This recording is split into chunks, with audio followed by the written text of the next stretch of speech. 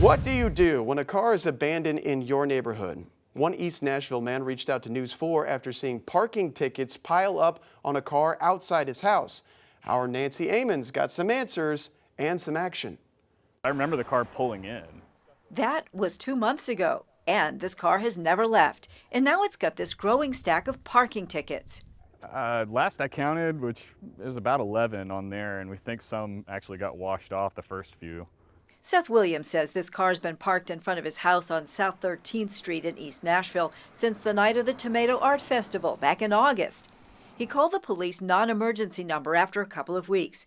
They came out, and so did someone from the division in Metro that writes parking tickets.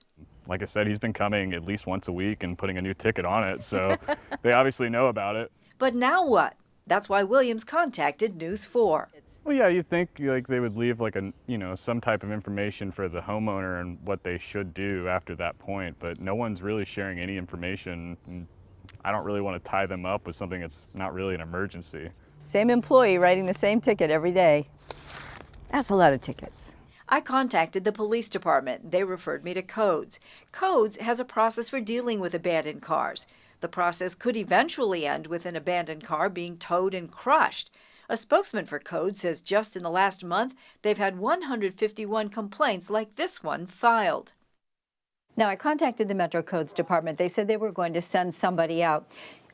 You can do the same thing, and you can do it online. Right here on the Hub Nashville website, you can report an abandoned vehicle. All you have to do is type in the location.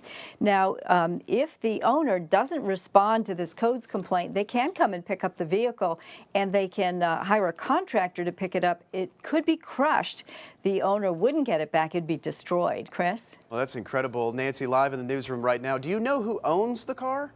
I did find the owner because the records are all in the court system for the traffic court. I contacted her. She said she'd been out of town for a couple of months, came back and found she had a dead battery. She said she plans to pick up the car tonight. Chris? Right, as soon as possible now. Nancy, thank you so much for the report.